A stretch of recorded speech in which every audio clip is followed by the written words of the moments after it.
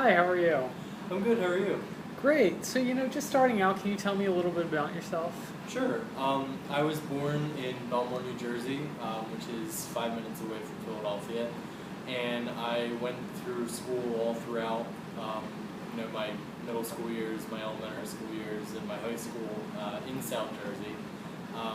I had a few internships when I was in high school. I interned at a state senator's office, and when I came to New York, when I moved from South Jersey to New York, I interned at a wealth management company. And actually, when I was still in high school, I also interned at a startup company, which was an SEO firm that was kind of like a electronic type firm, startup type thing. So yeah, that's me. Great. So, can you tell me a little bit about your time at Dino? What is that? I've never heard of it.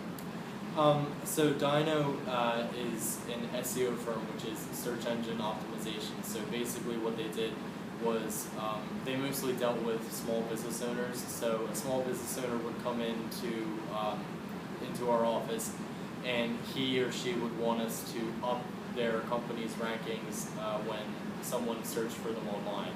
So what search engine optimization is we take a company that has an existing platform online, and we put them on Facebook, we put them on Instagram, we put them on a multitude of different platforms.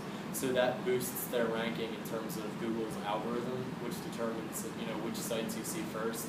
So what I did at Dino was I strategized SEO campaigns for individual clients, and I also did some graphic design work. I put out content for different clients, and yeah, that's what Dino is all about. Great. So, I also see that you were a legislative assistant for a legislative district in New Jersey. Were you working for someone? Yes, I was working for the then state senator Donald Norcross, who's now congressman now, representing our district of New Jersey. But yeah, I worked for a state senator and also 2 state assemblymen who worked under him. And basically what I did was I filed a lot. I did a lot of filing, and I did data entry with different bills that would go through the House. So like if a bill came in, I'd have to document it in Excel, like who supported it, who created it, what parts of the bill were there. I would basically do that day in and day out. Great. And you mentioned in your resume that you compiled data reports using Excel. Can you tell me a little bit about that? Yeah, that's when I would take a bill, or I would look at, the New Jersey House has tons of different legislative content that has yet to be filed or has yet to be actually written down according to each senator. So basically what I would do for our office is I would synthesize the massive amounts of data that the House has to offer, and I would put it into the most important things that the senator would want. So like for instance, if there was a bill that was supposed to legalize something in New Jersey, I would make sure that would be in the Excel file, and I would make sure that all of the data was there for it. Great. So, how did you hear about this position? So I heard about this position through actually people who I know at the senator's office. So I have a lot of connection with county government in New Jersey. So as a result of this internship, so American Water does a lot of work with South Jersey government, and when I learned that they did finance, which is my major, I figured it would be a perfect fit based upon my connections, like who I know and what I'm good at, which is finance. Great. And on your resume, you also say that you're in the Fordham Finance Society. Can you tell me a little bit about that? So that's a society. It's just basically like an organization that they try to educate their members about financial related topics and disciplines. So that can mean anything from time value of money to investment banking to mergers and acquisitions. Like many different subjects we learn, and I'm a member of that society just to get their knowledge basically. Great. So, can you tell me a little bit about some of the classes you're taking? So a lot of the classes that I'm taking now are very business centric. So I think the most useful class that I have is financial management, which teaches us time value of money, teaches us fixed income markets, stock markets, bond markets, all different types of things. And other classes include information systems, which teaches us things like Excel and Microsoft Access and building databases and cybersecurity and even rudimentary coding. And then we have business communications class, which is like the other spectrum of it, which is like speaking and writing effectively and how to public speak, how to get out in front of a crowd and speak to them. Another class that I have is math, calculus, all different types of math. Statistical decision making was another one of them. We're actually taking 8 classes as opposed to 4 last semester and this semester, so there are a lot of classes in addition to those, which include strategy, management, things I can't even think of, like lots of classes basically. Absolutely. So, what's your greatest strength? My greatest strength would probably be my analytical skills. Sit me down in front of a bunch of data and allow me to analyze it, synthesize it, and that's really what I'm good at. So basically anything that has to do with math, analyzing math, or analyzing data, like if you have a budget report or any type of accounting report like a 10K, I'm good at taking all of the moving bits and pieces of it and synthesizing it into comprehensive data which makes sense and that you can make decisions upon. Great. And on that same note, what would you say your biggest weaknesses are? My biggest weakness is definitely that I'm impatient with people too, is that I tend to look for results very quickly, and when I don't get the results that I want quickly enough, then I become frustrated. And I'm trying to overcome this by just basically practicing some patience techniques like counting to 10 and doing things like that. But I definitely can't get impatient when it comes to waiting on things, and mostly things that I think should be done sooner rather than later. Great. And speaking of impatient, I saw that you were a cold caller at Northwestern Mutual. Can you tell me a little bit about that? So that was my last internship, where I basically went into an office all day and I called people on behalf of my supervisor, who was a financial advisor for Northwestern Mutual. And what I would do is I would call people and I would have a script and I would just basically try to get them in for meetings with my supervisor. And yeah, it could have been frustrating. It definitely was frustrating at times, especially when I wanted to achieve certain results that either I couldn't reach because of the people I was calling or the type of lists of people I had that day. But yeah, it was a challenging experience, but it was also really rewarding. I feel like I've learned a lot of valuable skills from that internship.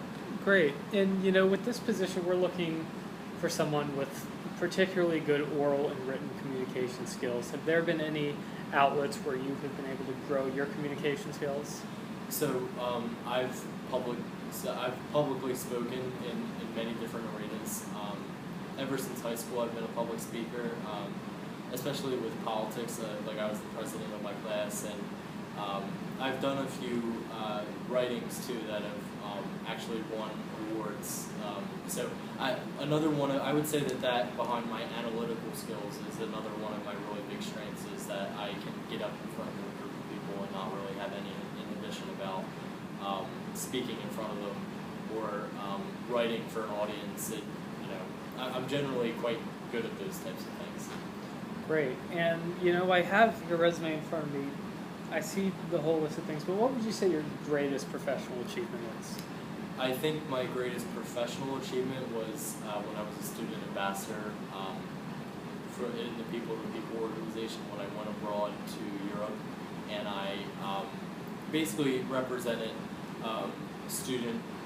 American students to European students and to European communities, and my greatest the pinnacle of that was when I wrote my essay on Normandy with international cooperation, which actually won a national award, and I got to go to Europe again because of it to represent the People to People organization.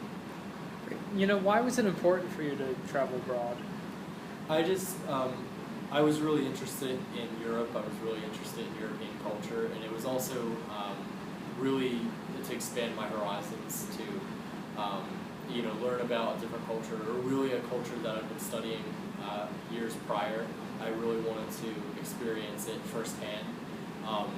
That's why I went, and all the academic goals kind of followed suit with when I went over the summer. Great. And I also see that you have a certificate for public speaking from the French embassy. How is that, speaking in public in a completely foreign language?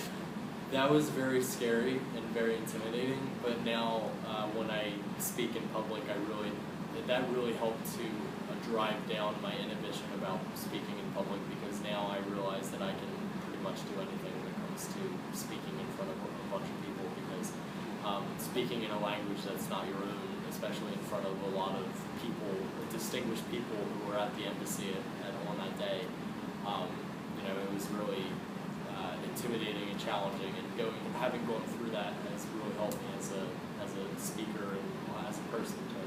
Great.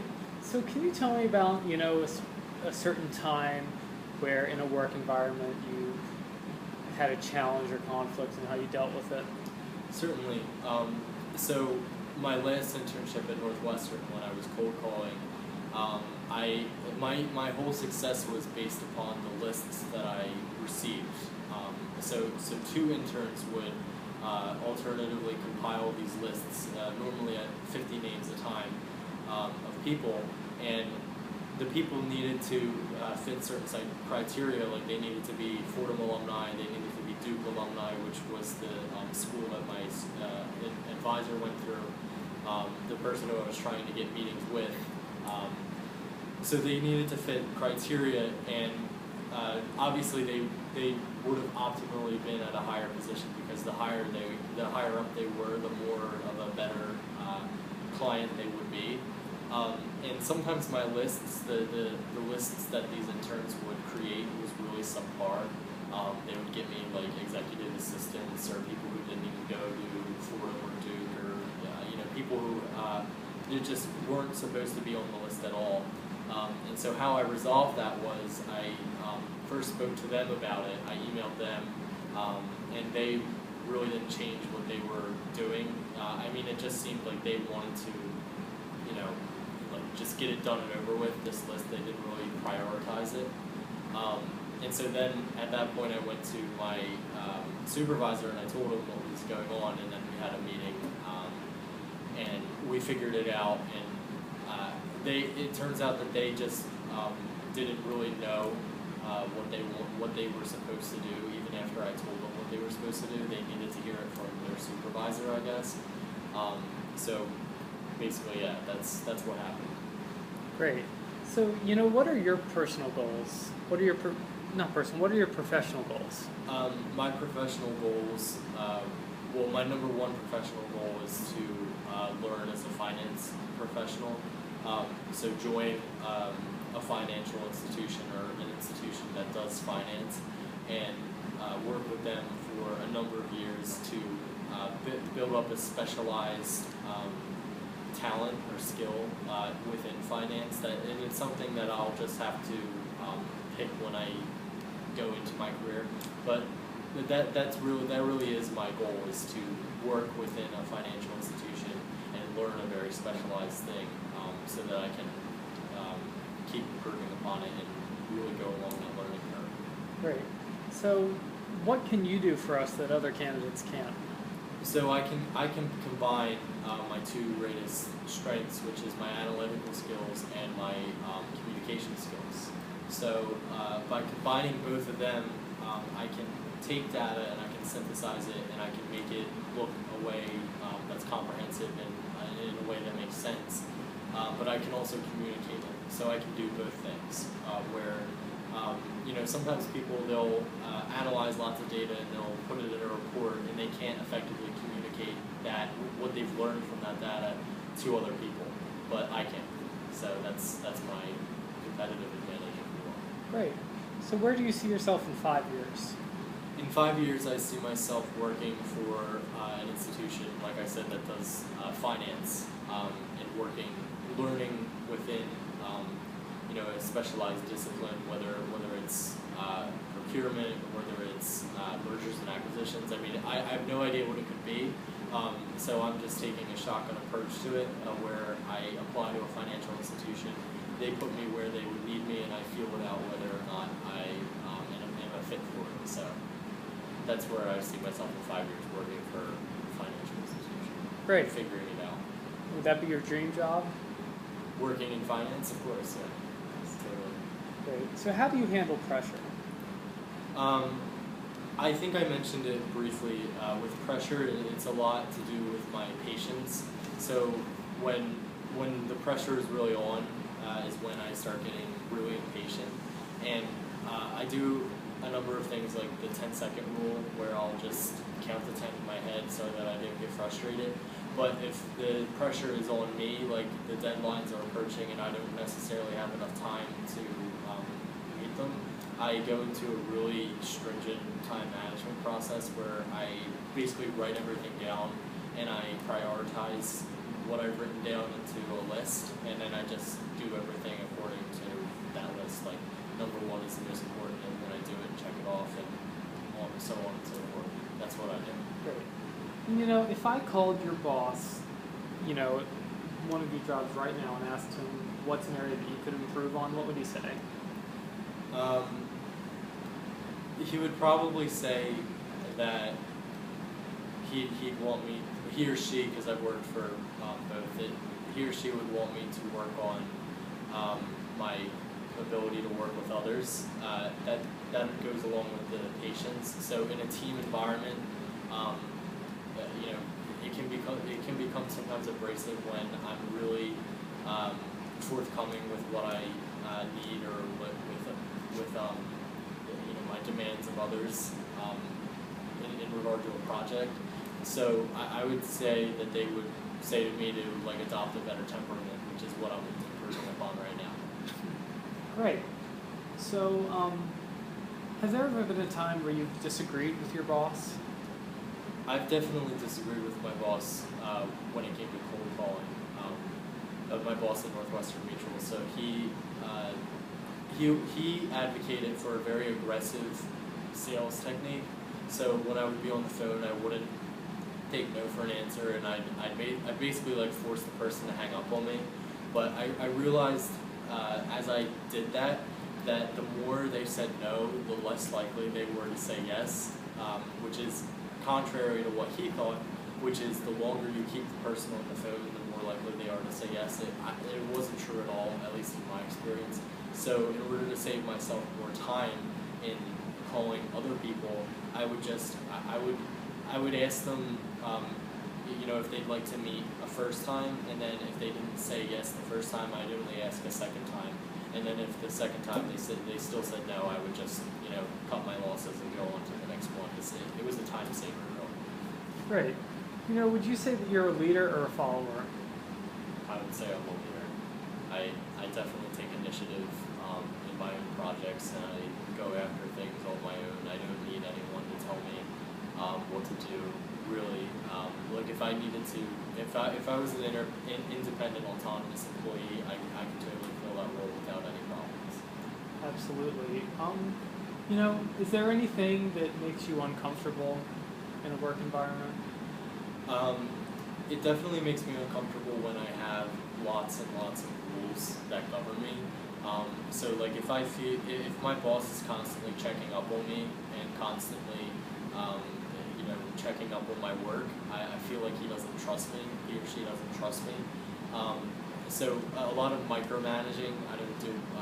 I feel uncomfortable in the fact that I don't think that my supervisor or even my fellow employees trust me, is if I'm constantly being micromanaged and being checked up upon. And are there any other industries that you would potentially look at besides finance? What are some of your other interests? So other than finance, I've considered business strategy or just general corporate business in general, like management or so playing some type of strategic role in the organization, like the mind behind the organization rather than the finance part. Like finance, I would be working for a bank or I would be working for a financial department within a corporation. Another career path that I've thought of is actually working within the corporation itself, like as a part of its management team or its executive team, something like that. Or law. Law is another one that I would maybe go into. Great. Besides finance. Great. So I want to ask a few questions just to get to know you a little bit better. What are some of your hobbies outside of school and professional life? So I'm really interested in theater. I did theater in high school and I did it in middle school. I've done it for years, and I really like going to shows and seeing different theatrical performances. That's one of the things. Also, I exercise and do track. So I already did that in high school. I used to do pole vault. Living in New York City, it's kind of hard to do those things, but I still try to get out there and do as much as I can. Great. So you mentioned you did theater, and you of course